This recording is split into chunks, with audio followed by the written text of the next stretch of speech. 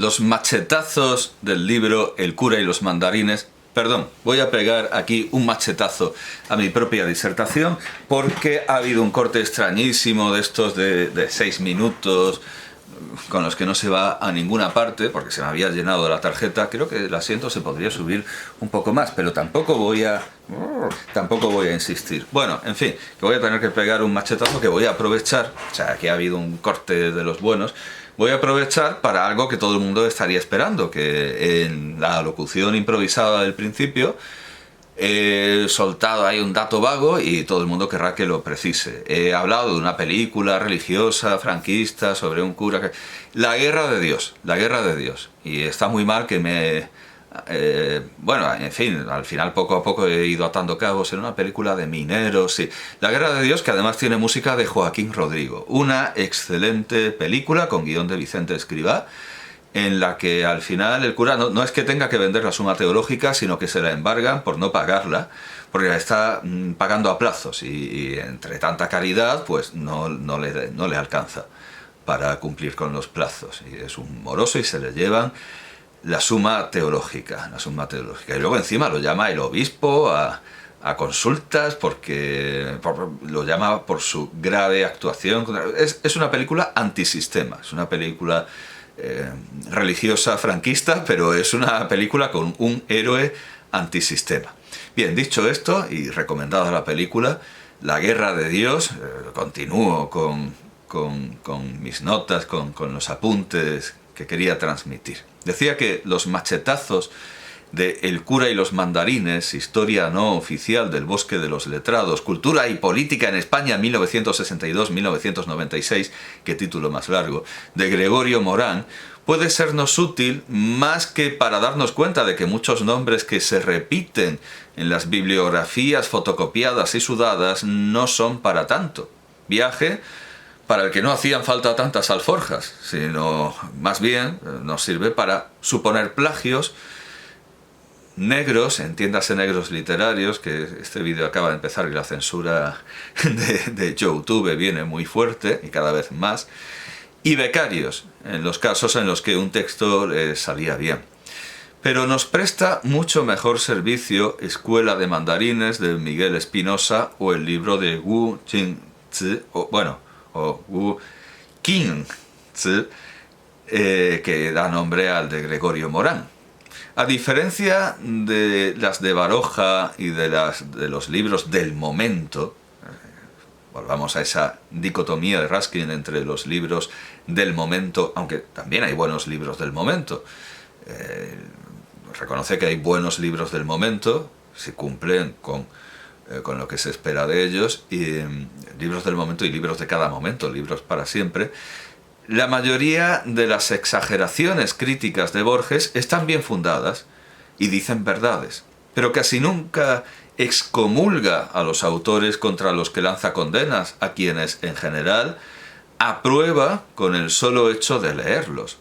Este es otro pasaje del libro de Vioy.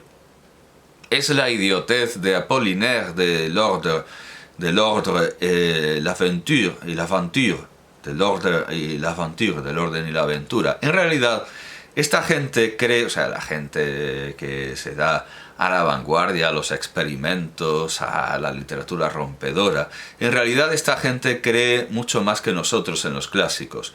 Los imaginan perfectos, no saben que son chambones, como todo el mundo. No es el orden de una novela policial, es algo mucho más impreciso, mucho más variable, que cada uno en cada ocasión debe descubrir. Hasta aquí Borges. En otro pasaje es Vioy el que afirma: nuestra admiración por los grandes libros no resiste la lectura. Hasta aquí Vioy. Muchas veces al leer a Zorín, a Hesse o a Sábato tengo que exclamar: ¡pero qué imbécil! También me incomoda el sermoneo de Mateo Alemán o lo repetitivo de don Juan Manuel en decir de manera más o menos velada que quiere ser rey en lugar del rey, que quiere ser el rey en lugar del rey. Sin embargo, no puedo dejar de leerlos, no puedo dejar de comer este fango como Fry en la fábrica de Slurm. A Borges le pasa lo mismo. Después de leer las fundadas críticas contra Hesse recogidas en el libro de Bioy, me sorprendió enormemente leer esto en una tribuna de Roberto Alifano de 2019, firmada en 2019 en El Imparcial. Dice: por aquella época tradujimos con Borges, a pedido del artista plástico Pablo Edelstein, muchos poemas de Hermann Hesse, que fueron publicados en una edición especial con ilustraciones de Pablo.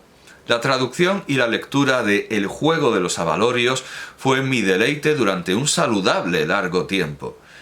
Es un libro para leer en el invierno, recuerdo haber sido advertido por Borges cuando me obsequió aquel magnífico volumen que enriquecía su selecta biblioteca, que, como se jactó alguna vez el general San Martín, no pasaba de los 300 volúmenes.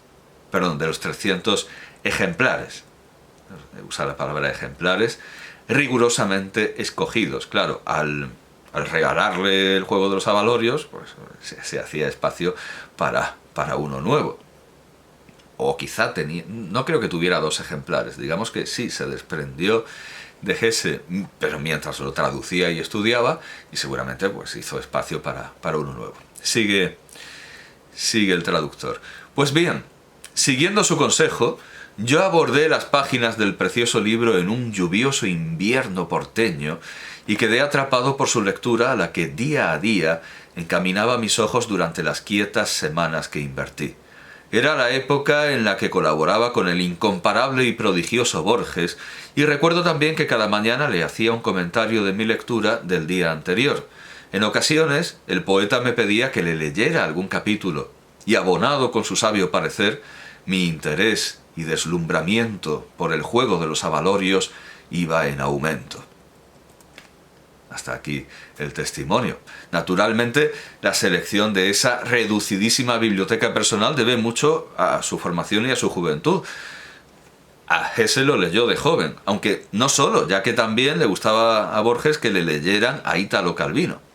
Con estas elecciones, como la de preferir a Dante por encima de todo, Borges resulta mucho más sincero que la insistencia de René Etiamble en intentar introducir en el canon el King Van Quieu. Etiamble lleva las recomendaciones de Borges a los estudiantes colombianos, aquellas que vimos, a unas dimensiones que llegan a ser incómodas para el propio Borges. En otro pasaje del libro de Bioy leemos: Dijo Etiamble que para entender la literatura china había que sentir la literatura y hablar, además del chino, el japonés, el coreano, el inglés, el francés, el alemán, el italiano y el ruso. Borges comenta: no creo que sea necesario hablar todos esos idiomas para entender la literatura china. Los chinos los hablan, los autores chinos los hablaban. Hasta aquí Borges. La postura de Etiamble está más que justificada contra la cerrazón de quienes pretenden enseñar literatura universal o comparada o teoría general de la literatura, pero lo hacen desde una postura aún más aldeana que Arnold Bennett. Y no es que, como decía Heine de los Schlegel, vean la India desde un campanario, sino que no saben ni por dónde queda la India, ni el campanario. Autores blancos y eurocéntricos como Welleck y Warren, que curiosamente y según lo que veo solo se siguen tomando en serio en países periféricos y tercermundistas como España o Brasil. A mí me los dieron mezclándolos con Etiamble como si todo valiera lo mismo, lo que demuestra que muchos profesores de literatura no leen más que bibliografías fotocopiadas. Pero la afirmación de Etiamble, ante la que se espanta Borges, y que, sin embargo, para lo que realmente quiere decir se queda corta, porque algunos periodos y géneros también exigen el sánscrito, el tibetano, el mongol o el manchú, no ya para conocer los estudios, claro, sino las fuentes, recuerda poderosamente a una escena de Los Simpson en la que el profesor Frink da a los niños complejas explicaciones de física usando un juguete y no les deja jugar con él, porque no lo disfrutarían de una manera tan compleja y múltiple como él. No podemos poner trabas entre los lectores y los clásicos. La mayor parte de las veces, los prólogos y las notas e incluso las traducciones creativas lo son. Lo que explica que cuando Borges calla en público los defectos que ve en privado, no está haciendo de Capitán Araña, sino evitando que el lector se aparte del libro. También en el libro de Bioy, Borges recuerda: el padre de Alastair Reid explicó a su hijo: Alastair, you mustn't do parodies of great poems. Alastair, no debes hacer parodias de los grandes poemas. Le dijo que no debía parodiar ni leer en broma los grandes poemas porque después no podría gozarlos debidamente. Siempre recordaría las bromas. Cuando yo leo a Juan de Mena, no pienso en la caragicomedia, pero no puedo leer un comienzo de Eurípides sin recordar la crítica de Aristófanes en Las ranas. Creo que Borges entiende perfectamente que no puede amargar ni estropear un libro a sus estudiantes y a sus lectores, haciendo que cada vez que Shakespeare o Lope de Vega hacen el chambón no puedan pensar otra cosa que esto está mal, como nos descubrió el profesor Borges, o incluso como nos descubrió el doctor Johnson, cuya lectura quizá las vidas de los poetas ingleses siempre debería ser posterior a la propia lectura, a la lectura personal de los poetas ingleses. La lista que yo he propuesto, y la que ampliaré, quizá hasta doblarla, muy lejos por lo tanto del imposible de los 300 volúmenes, es lamentablemente inviable como colección en papel, y mucho menos en España. Mucho más inviable en España, así que ha de quedarse como orientación para la búsqueda de los volúmenes reales o virtuales, empezando por los del Corpus Electrónico de Literatura Sumeria, ETCSL, de la Universidad de Oxford, que por cierto dejó de financiarlo. Está ahí la página, pero ya no gasta una libra, no gasta un chelín, ¿no? ¿Qué tiene? Un penique, eso es, no gasta un penique en su mantenimiento. Temo que alguna vez pueda desaparecer. Yo no puedo ofrecer una biblioteca, sino la abstracción de una biblioteca, como Ibn an-Nadim o Henry Miller. Una biblioteca ideal como la que hoy ofrecen libros como 1001 Books. You must, debes. Alastair, you mustn't. Bueno, aquí, you must read before you die. Es decir, 1001 libros que debes leer antes de morir, publicado bajo la dirección de Peter Boxall y con un prólogo de Peter Ackroyd en 2006, que adolece de dos grandes defectos, de dos grandes males. El primero es que la lleva a cabo un centenar de críticos, con lo que se puede considerar obra de unos encapuchados. No se trata, como en la encuesta de Raymond Queneau de 1949, Une bibliothèque idéale, publicada en 1956, de grandes escritores, sino de críticos especializados. Y ya sabemos cómo es esa especie. Borges, en el libro de Bioy, no puede ser más explícito acerca de su cuñado, Guillermo de Torre, otro tótem del fetichismo de las bibliografías fotocopiadas y sudadas que constituyen la espina dorsal de muchos programas universitarios. Dice Borges: Guillermo partió a un congreso de hispanistas en Oxford. ¡Qué suerte! Los ingleses, que se jodan. Qué bien si después de examinados los textos el Congreso llega a la conclusión de que la literatura española no existe. Yo he visto sacar las mismas conclusiones después de las explicaciones de una experta en lengua copta de la Complutense, y Antonio Escotado se formó un juicio semejante cuando inquirió de un experto que merecía la pena leerse en la literatura tailandesa. Para la primera, lo único interesante que había en copto eran las traducciones de la Biblia, para el otro, las traducciones de la épica sánscrita. El segundo defecto es que en cada nueva edición de estos 1001 libros se tiran a la basura algunos de esos libros supuestamente quintaesenciales e imprescindibles para meter otros en honor a la novedad o a la diversidad. Para mí, las listas deberían apuntar a enumerar libros inenajenables, de los que habría de ser delictivo su expurgo o supresión, y que aun ajados y estropeados como aquel ejemplar al que canta Marcelino Menéndez y Pelayo, en la que Jorge Luis Borges considera su mejor obra, el poema Epístola a Horacio, deberían preservarse, como en una guenizá, pero no por respeto sacral, sino por temor a que se perdieran todos los demás ejemplares del mundo. Quizá al ampliar la lista, como he prometido, llegue yo a ese número de libros necesarios, a ese 1001, como el proceso 1001, que, sin embargo, nunca son suficientes. Algunos de los autores que, sin duda, deberían estar, me van a ayudar a dar una orientación sobre el uso de esa lista, de la anterior y de la presente, y de la futura. El año pasado, a los pocos alumnos que siguieron viniendo cuando ya se habían hecho las evaluaciones, les escribí en la pizarra una lista de unos, creo, 30 libros que deberían ir leyendo a lo largo de su vida. Y les dije que les convenía ir haciéndolo en orden cronológico porque unos dependen de otros. Bien mirado, quizá debería hacer esto el primer día, dar esta lista el primer día, aunque no coincida con los planes pedagógicos y no sea algo que al Estado le importe lo más mínimo, hacer un plan de lectura para el resto de la vida. Yo entiendo perfectamente que el lector que se quejaba de las listas se sienta ofendido, verdaderamente ofendido por la inclusión en estas listas del Ulises de Joyce. Es algo parecido a mi inclusión de la historia de Genji en la lista de 500 autores, sobre la que recordé una advertencia de Akiko Yosano.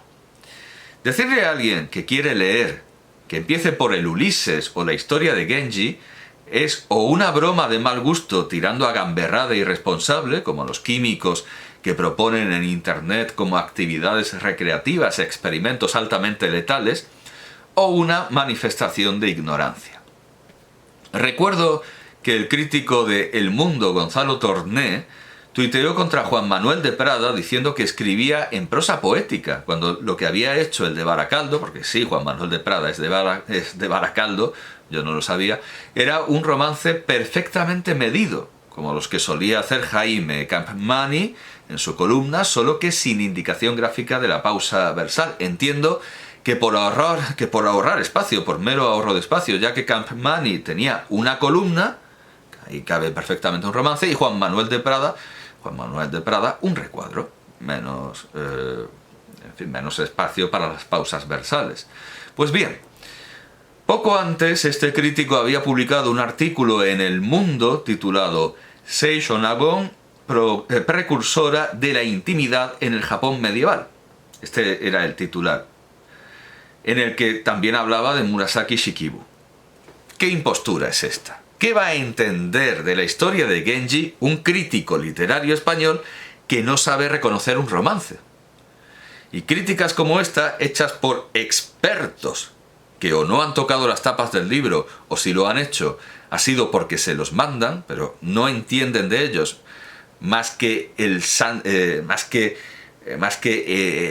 asno cargado de reliquias de Samaniego, y son impostores que se revisten con ropas sacerdotales para acabar con la religión, como Conan en la película de Milius de 1982, para aprovecharse de ella, como en Il Bidone de Fellini de 1955, o, seguramente los que más daño hacen de todos, enseñan títulos robados que ni siquiera entienden, como el que sin embargo será el redimido y séptimo de los 7 samuráis de Kurosawa de 1954.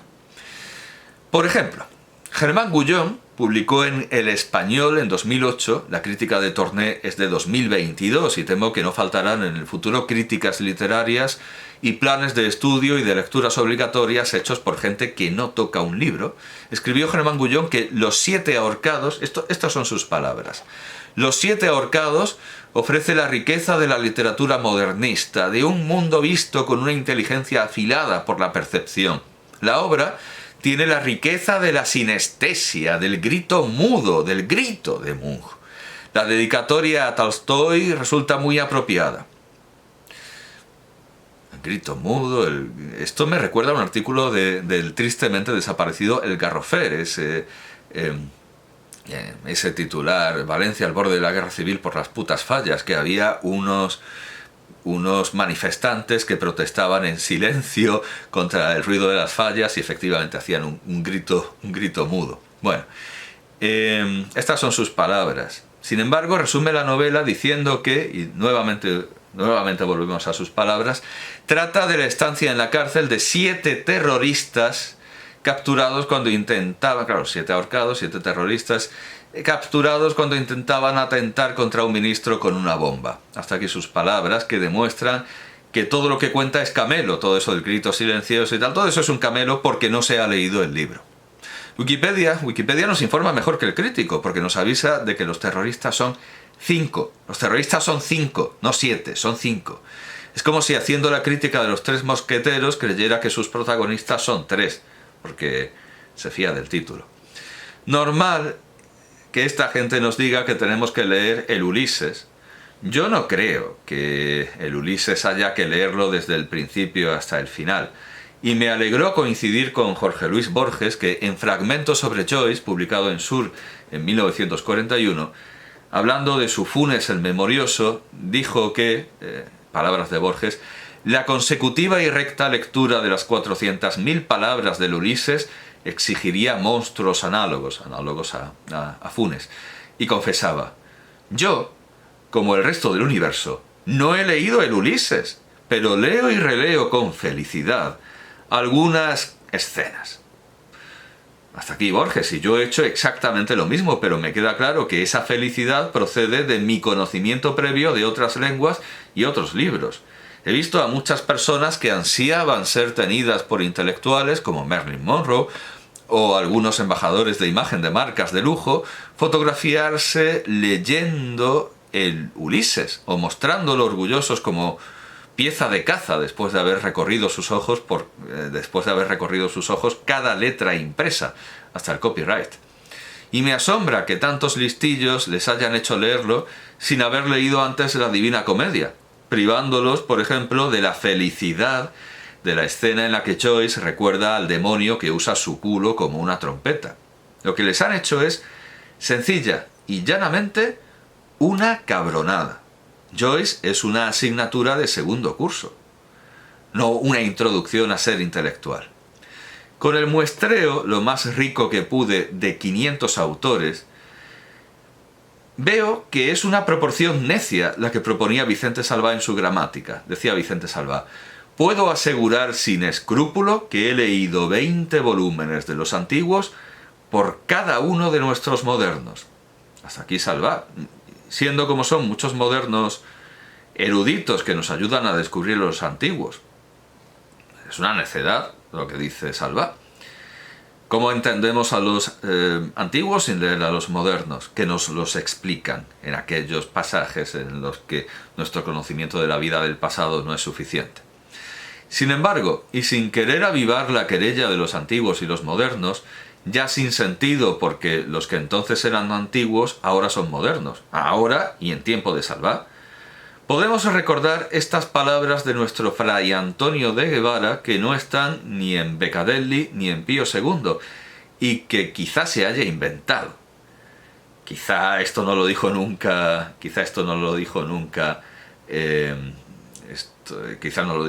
el rey Alfonso el Sabio, pero bueno, está bien dicho, ¿verdad? Y siempre que se cita, en realidad se cita por Fray Antonio de Guevara. El buen rey don Alonso, que tomó a Nápoles, decía que todo era burla, sino leña seca para quemar, caballo viejo para cabalgar, vino añejo para beber, amigos ancianos para conversar y libros viejos para leer. Hasta aquí Fray Antonio de Guevara, con su rey don Alonso el Sabio. Tú y yo no tenemos edad de beber vinos malos, le dijo el marqués de Tamarón, y esto sí que es cita real, le dijo el marqués de Tamarón a mi rector José Guillermo García Valdecasas. Y es cierto que los vinos buenos suelen ser añejos, pero no todos los vinos viejos son buenos. Si así fuera, el propio marqués no plantaría nuevas vides como hace, sino que, como buen entendido, se limitaría a comprar viejas bodegas. Y no es cierto que, como continúa Fray Antonio de Guevara, los libros viejos tienen muchas ventajas a los nuevos. Es a saber, que hablan verdad, tienen gravedad y muestran autoridad, de lo cual se sigue que los podemos leer sin escrúpulo y alegar sin vergüenza. Hasta aquí Fray Antonio de Guevara, quien es para Salvá antiguo, y sin embargo la mayor parte de las veces no habla verdad, aunque tenga gravedad y autoridad.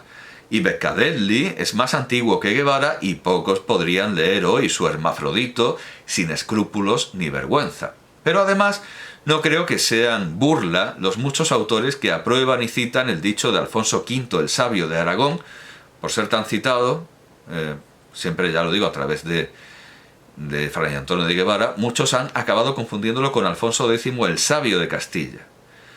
Melchor de Santa Cruz de Dueñas, en su Floresta Española de apotegmas o sentencias sabia y graciosamente dichas, y de algunos españoles, sabia y graciosamente dichas de algunos españoles, es que claro, la sintaxis alarga mucho el título, Floresta Española de apotegmas o sentencias, sabia y graciosamente dichas de algunos españoles. No, es que pone una coma prosódica que no debería estar ni por prosa. Bueno, de 1576. Él cita también estas palabras de Alfonso el Magnánimo, el Sabio.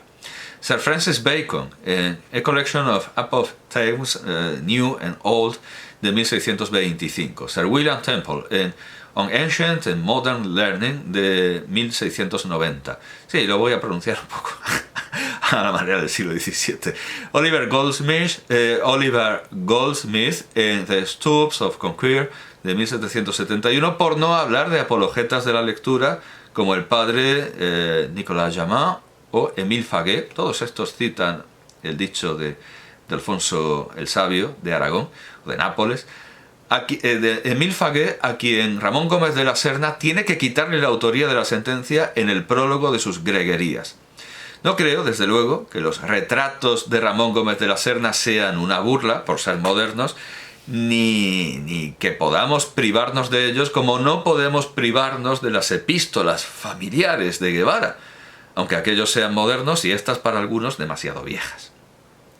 Aquí, sin duda, está claro que convendría leer primero a Fray Antonio de Guevara y a Bacon que a Goldsmith, pero siendo flexibles y no dejando de echar un ojo a Gómez de la Serna. Recomiendo en nuestra formación el orden cronológico, con moderación y sin exagerar, para no anteponer ni preferir a Melchor de Santa Cruz, antes que a Bacon.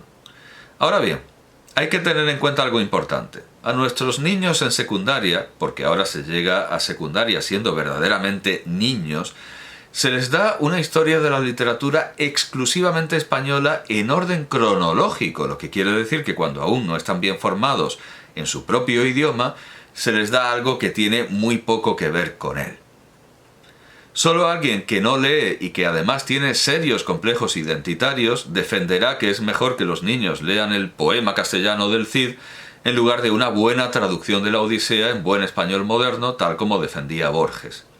O que no esperen a ser adultos para descubrir la gran literatura infantil como la de Andersen, Lewis Carroll o Verne, sin que por ello dejen de escuchar acerca de las grandes historias clásicas cuya lectura y comprensión les llevará mucho más tiempo, como Moby Dick, o muchísimo más tiempo, como en el caso de la historia de Genji.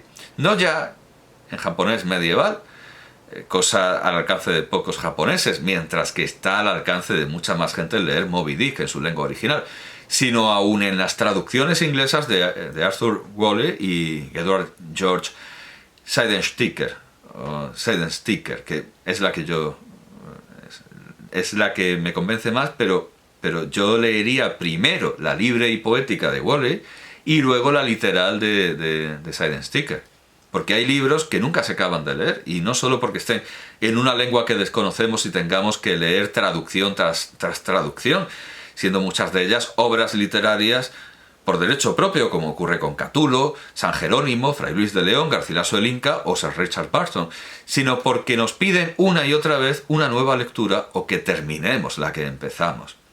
De niño tenía 2 libros de clásicos galerías de 1985, traducción para Galerías Preciados de la colección Classics for Kids de la editorial Silver Bardett, que resumían en 26 páginas, con maravillosas ilustraciones de Hieronymus Fromm, los viajes de Gulliver, los de Marco Polo, El Príncipe Feliz, Un cuento de las 1000 y una noches, La isla del tesoro, Ivanhoe, El Quijote, Guillermo Tell de Sheila, el Hans Pfahl de Poe, Oliver Twist, Los Tres Mosqueteros, El viaje al centro de la Tierra de Verne, Tom Sawyer, Robinson Crusoe, Moby Dick y El Cid.